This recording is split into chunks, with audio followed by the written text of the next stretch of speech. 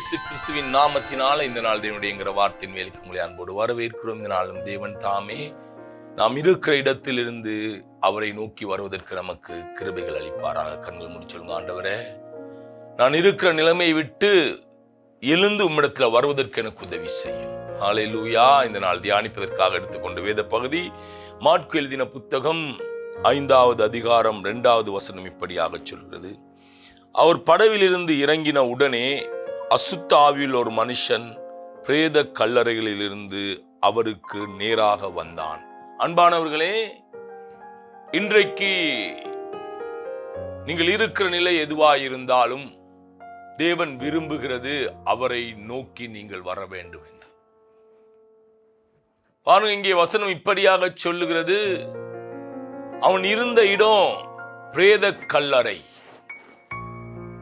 இன்னும் அந்த வசனம் சொல்லுகிறது, விலங்குகளாலும் சங்கிலிகளாலும் அவனை கட்டக்கூடாததாய் இருந்தது என்று சொல்லி அநேக முறை கட்டின விலங்குகள்லாம் உடைத்து போட்டு அவனுக்கு பிரியமான இடத்துக்கு தான் அவன் ஓடுவான். அவனை கட்டி வைத்தாலும் அவன் விரும்பின இடம் பிரேத கல்லறையாய் இருந்தது. ஒரு குறைவுள்ள இடத்தை விரும்பின அந்த மனிதன் இயேசு தன்னை நோக்கி வருவதை கண்டவுடனே அவன் இயேசுவுக்கு எதிர்கொண்டு போகிறான். அன்பானவர்களே, இன்றைக்கு நீங்க எத்தனை மோசமான ஒரு இடத்துல இருந்தாலும் பரவாயில்லை, எத்தனை மோசமான ஒரு சூழ்நிலையில் இருந்தாலும் பரவாயில்லை, இயேசு உங்களை தேடி வந்திருக்கிறார்.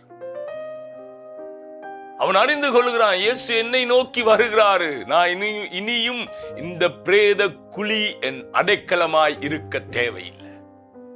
இந்த வாழ்வை இனி நான் வாழ தேவையில்லை. தீர்மானம் எடுக்க வேண்டியது நீங்கள்.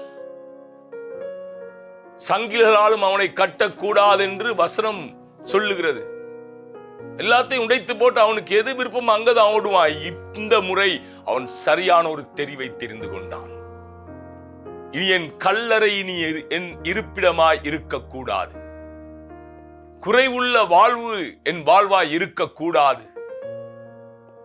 கல்லறையின் வாழ்வை மாற்றுகிறவர் என்னை நோக்கி வருகிறார். இனி கல்லறையை நான் தேர்ந்து கொள்வது இல்லை. கல்லறையின் வாழ்க்கையின் ஹல்லேலூயா இருப்பிடமாய் இருக்க போவதில்லை.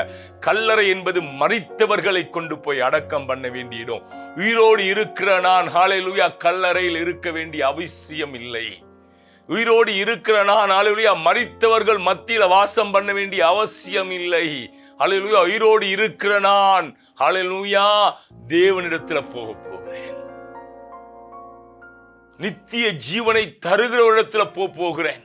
நாளுக்கு நாள் மறித்துக் கொண்டிருந்த இவன் தீர்மானித்தான், இனி நித்திய ஜீவனானவர் என்னை நோக்கி வருகிறார். ஹல்லேலூயா.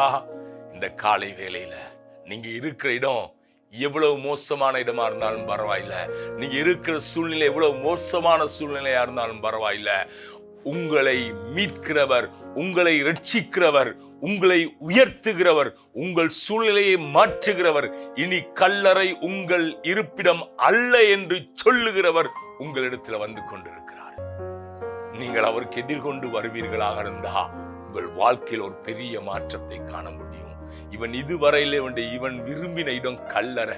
பாருங்க, இயேசு அவனை நோக்கி வர்றதை அறிந்தவுடனே வசனம் படவிலிருந்து இறங்கின உடனே அந்த அசுத்தாவி பிடித்த மனிதன் அவருக்கு எதிர்கொண்டு போக ஆரம்பித்தான். இன்றைக்கு நீங்கள் இயேசுக்கு எதிர்கொண்டு போக உங்கள் ஆவி ஆத்தும சரீரத்தை ஒருமுகப்படுத்துவீர்களாக இருந்தா உங்கள் வாழ்க்கையில இன்றைக்கு நீங்க இருக்கிற இடம் கல்லறையா இருக்கும். ஆனால் நீங்கள் இயேசுக்கு எதிர்கொண்டு போக ஆரம்பித்த உடனே அந்த சூழ்நிலை மாறும். ஹல்லேலூயா.